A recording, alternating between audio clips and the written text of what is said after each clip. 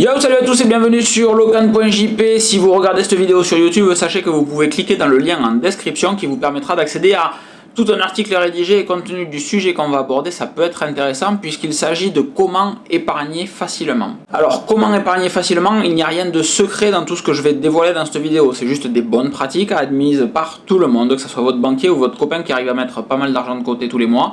Je vous partage juste ce que j'ai découvert ces dernières années, ce que j'ai mis en pratique ces dernières années pour faire en sorte d'épargner facilement et intelligemment. Mettre de l'argent de côté.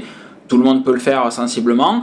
Mettre de l'argent de côté et le placer de manière intelligente, il faut se renseigner un petit peu dessus et c'est pas forcément super intuitif. Ça s'apprend et c'est pour ça que cet article est là. Dans l'article, je me base très largement sur mon expérience, comme je viens de vous le dire. Depuis quelques années, je suis chez Boursorama Banque, donc je vais citer plein de fois Boursorama Banque parce que c'est les unités de support que j'ai actuellement chez Boursorama Banque pour mon épargne. Ce n'est nullement un article sponsorisé. La caisse d'épargne, ING, la banque Courtois, qui vous voulez, propose des assurances vie, propose un équivalent à un plan épargne en action, propose des livrets développement durable, des livrets A, etc. Donc c'est transposable à peu près chez tout le monde. Je cite Boursorama Banque uniquement parce que je suis chez eux et que c'est plus simple d'en parler. La première des choses à faire et à savoir du coup, pour épargner de l'argent, c'est de se payer en premier. Qu'est-ce que ça veut dire? Vous avez une rentrée d'argent tous les mois, un salaire, 1500 € on va dire. Vous rentrez tous les mois 1500 €, mettez un montant fixe en pourcentage de ce salaire de côté. Avant même que vous ayez réfléchi à ce que vous allez faire, avant même que vous ayez pensé aux dépenses éventuelles, etc., mettez un pourcentage fixe de toutes vos rentrées d'argent de côté. C'est ce que j'appelle se payer en premier. Parce que vous donnez-vous votre argent avant de payer les factures, etc. Pourquoi? Ça vient d'un livre qui s'appelle L'homme le plus riche de Babylone, et la réflexion est très très bonne parce que vous ayez 1500 € ou 3500 € par mois, dans tous les cas vous trouverez des moyens de dépenser l'argent que vous avez. Donc dans tous les cas vous trouverez des moyens pour ne pas dépenser de l'argent que vous n'avez pas. Voilà, jusqu'à une certaine limite évidemment. Quelqu'un qui aurait RSA, je comprends que ça soit très compliqué de mettre de l'argent de côté.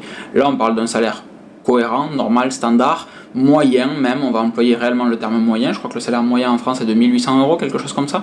Basons-nous sur 1500 parce que c'est plus simple. Vous recevez 1500 € de salaire, tous les mois mettez au moins 10% de côté, 150 € de côté. On va voir sur quel compte après, mais mettez 10% de côté de tout ce qui rentre, que ce soit des étrennes, que ce soit des primes, que ce soit votre salaire régulier, 10% de côté tout le temps. La deuxième étape, c'est de se constituer une épargne de précaution. Alors, en France, on considère qu'une épargne de précaution doit être égale à 3 fois votre salaire. On reprend l'exemple précédent, vous gagnez 1500 € par mois, il vous faut une épargne de précaution de 4500 € sur un compte qui attend au cas où. Ça sert à quoi? Votre voiture casse, votre frigo casse, votre machine à laver lâche, vous avez une opération importante, il y a un accident, un problème de santé, etc. Je ne vous le souhaite pas, mais peu importe les aléas de la vie, vous avez l'équivalent de 3 mois de salaire de côté pour subvenir à cette problématique nouvelle qui vient de se présenter. C'est exceptionnel, on n'y touche jamais, c'est juste au cas où vraiment s'il y a un problème et qu'on ne sait pas faire autrement. 3 fois le salaire, c'est la norme admise. Si vous voulez mettre davantage, enjoy.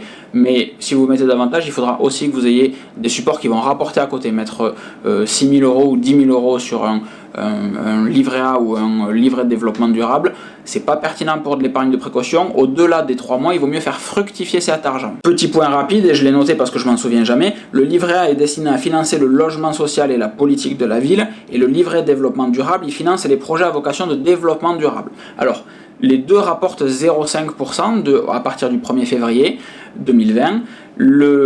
C'est plus vos idéaux à vous. Moi, je suis quelqu'un qui est très orienté développement durable, écologie, économie, tout ça. Donc, j'ai plus tendance à avoir mon épargne de précaution sur mon livret développement durable. Et je me sers d'un livret A que j'ai également pour les projets à court terme. Le dernier projet à court terme, c'était installer une pompe à chaleur à la maison. Donc, j'ai mis des sous sur mon livret A jusqu'au temps où j'ai eu le bon montant. Et à partir du moment où j'ai eu ce bon montant, je vide mon livret A, je le remets sur mon compte courant et j'achète ma pompe à chaleur, tout simplement. Ça peut être un voyage, pourquoi pas. Libre à vous de voir si vous voulez avoir votre épargne de précaution sur un livret A, sur un LDD. C'est pas idiot de prendre un compte pour faire votre épargne de précaution et l'autre compte pour les projets à court terme. Voilà. Mais dans tous les cas, c'est deux comptes qui ne rapportent quasiment rien. L'inflation est à plus de 1%, ceci rapporte 0,5%. Dans tous les cas, vous perdez de l'argent quand vous laissez des sous sur votre compte courant, mais également sur votre livret A ou votre livret de développement durable. Ça, c'est important de le savoir. Vous perdez de l'argent quand vous laissez de l'argent sur un compte courant qui rapporte moins que l'inflation. L'inflation est à 1,2, quelque chose comme ça. Si vous avez un compte qui rapporte moins de 1%, vous perdez de l'argent à le laisser sur ce compte bancaire. C'est pour ça que c'est important de placer au-delà de 4 500 euros, si on prend l'exemple de quelqu'un qui touche 1 500 euros. 4 500 euros d'épargne de précaution, le 3 fois, on va placer tout ce qui est excédentaire pour essayer de récupérer des intérêts un petit peu. Et quel est le meilleur support pour placer, du moins le plus facile? On n'est pas là dans du conseil financier, un plan épargne en action, aller sur le S&P 500, etc. Je ne suis pas là pour vous parler bourse aujourd'hui, je suis juste là pour vous aider à mettre en place une stratégie d'épargne intelligente. Le truc le plus simple, que tout le monde fait, c'est le placement le plus populaire des Français, c'est pas le livret A, qui en quantité, je crois que 50% des livrets A ont moins de 1000 euros dessus. En montant, c'est l'assurance vie, le placement préféré des Français. Donc une fois que vous avez votre épargne de précaution, créer une assurance vie. Alors chez Boursorama, encore une fois, il y a 4 profils d'assurance vie, un qui est en fonds en euros, l'autre qui va être avec une partie d'actions et d'investissement un peu plus risqué entre guillemets, un autre qui, le dynamique, c'est celui que j'ai, qui est encore plus risqué, et un autre qui est offensif, qui est 100% en action, très bourrin. Renseignez-vous dessus. Moi j'ai pris le dynamique parce que étant jeune, j'ai 33 ans, je peux me permettre de prendre des risques. Plus vous allez aller vers votre retraite, plus vous voudrez un capital qui soit sûr et aucun risque de perdre ce capital que vous avez acquis durant toute votre vie. Donc l'assurance vie c'est bien, pourquoi? Parce que tous les mois vous mettez un virement permanent de votre compte courant vers votre assurance vie.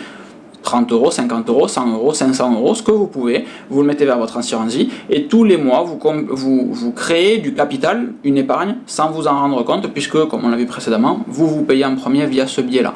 Ça compte dans les 10% que je vous ai évoqués précédemment. Et l'avantage de l'assurance vie, c'est que c'est placé automatiquement. Vous choisissez un profil d'assurance vie, vous pouvez le jouer à la main aussi, mais l'idée c'est de faire un truc automatique et pas d'y passer 20 minutes tous les matins dessus.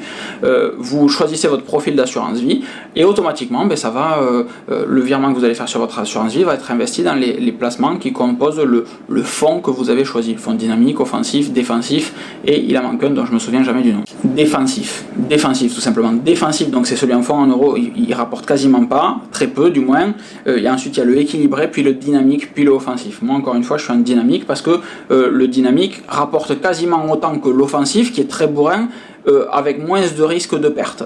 Donc sensiblement, pour moi il m'a semblé plus sûr. Encore une fois c'est très personnel et intime, vous faites avec votre argent ce que vous voulez. On est d'accord. Et l'assurance vie, il est pertinent de la garder plus de 8 ans. On met de l'argent dessus, mais on ne va pas casser son assurance vie demain. D'accord? Si vous avez besoin de fonds à court terme, c'est encore une fois du livret A, du LDD qu'il vous faut. L'assurance vie, elle est là pour être là 8 ans. Pourquoi? Parce que si vous la cassez, vous êtes imposé à 12,8% sur les bénéfices que vous allez tirer de cette assurance vie. Par contre, au-delà de 8 ans, ce taux tombe à 7,5% au lieu de 12,8% et vous bénéficiez d'un abonnement de 4 600 euros. Ce qui veut dire que les intérêts que vous allez gagner avec votre assurance vie, s'ils sont inférieurs à 4 600 euros, vous ne payez pas d'impôt dessus. Alors que s'ils sont supérieurs, vous allez payer 7,5% sur le delta entre 4 600 et le montant de vos... Donc à notre niveau, gens normaux qui gagnent moins de, je dis n'importe quoi, 5 000 euros et qui n'auront pas des assurances vie monstrueuses, on va considérer qu'au bout de 8 ans, on est exonéré d'impôts. Ce que j'aime beaucoup chez Boursorama, c'est ce qu'ils appellent le CEFP, c'est le compte épargne financière piloté, qui est le même principe que l'assurance vie, sauf que l'assurance vie, il va y avoir une répartition en fonds en euros, etc., alors qu'un compte épargne financière piloté, c'est de l'action. Et là, pareil, vous avez 4 profils, vous choisissez votre profil, etc. Boursorama vous pose plein de questions. Et une fois que vous avez choisi votre profil, pareil, vous mettez un virement en place tous les mois, 50, 100 euros, 200 euros, ce que vous voulez. Et le rendement est nettement plus important. Mon assurance vie, pour rien vous cacher, actuellement, je suis à entre 5 et 6% de rendement. Mon compte épargne financière piloté a un rendement entre 13 et 14%. La différence se fait qu'à la fin, mon compte épargne financière piloté, je suis imposé, peu importe la durée, à 15,5% sur les bénéfices. Mais comme il me rapporte aussi beaucoup plus, et le compte épargne financière piloté, du fait que vous êtes imposé à 15,5% dans un mois ou dans 10 ans, on va considérer que c'est de l'épargne qui est pas aussi disponible qu'un livret A en LDD, mais relativement rapidement disponible. Sous 3 semaines, un mois, vous récupérez l'épargne que vous voulez si vous faites un rachat partiel.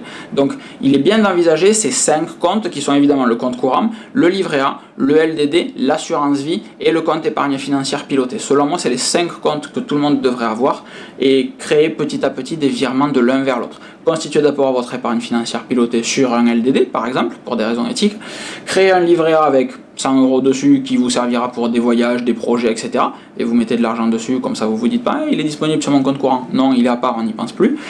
Et une fois que vous avez réussi à constituer une épargne de précaution, ben hop, allez créer une assurance vie. Et si vous êtes un petit peu plus joueur, allez créer un CEFP. Si vous pouvez vous le permettre, créez les deux et vous divisez le montant total sur les deux. Parce qu'il y en a un qui va rapporter plus, l'autre qui est plus long terme. Mais évidemment, vous m'automatisez tous ces virements, vous ne vous les paluchez pas tous les matins à la main. C'est la banque qui fait ça pour vous toute seule et vous avez un placement, une épargne qui va réellement rendre jaloux votre banquier. Quand j'ai fait le prêt pour la voiture ou pour l'appartement, la banquière m'a reçu en me disant « Oui, monsieur Sardari, qu'est-ce que je peux vous proposer, etc. » Mais en fait, je gère déjà mon épargne comme ça. Ah oui, mais en fait, je peux rien pour vous, c'est déjà parfait. Et c'est réellement ça, c'est déjà parfait. C'est ce qu'on conseille à tout le monde de faire. Faites-le, prenez de l'avance. Et dans 1 an, 2 ans, vous aurez réellement une bonne épargne trop classe. Je vous encourage vraiment à faire ça. J'espère que cet article vous aura plu, aidé, c'est quasiment certain, parce que l'argent est un petit peu tabou en France, on n'en parle pas. Et là, je pense que c'est un sujet qui est très simple, parce que je vous montre pas comment placer, comment tirer des trucs bizarres. Je vous donne juste les bonnes pratiques pour gérer son épargne. Après, libre à vous de mettre de côté ce que vous voulez, si vous pouvez pas, ça dépend de chacun. Mais vous avez les bonnes pratiques, vous avez les clés en réalité, pour faire en sorte d'avoir une épargne intelligente. J'aime bien ce terme. Je vous fais des gros bisous, je vous souhaite une excellente fin de journée et je vous dis à très vite.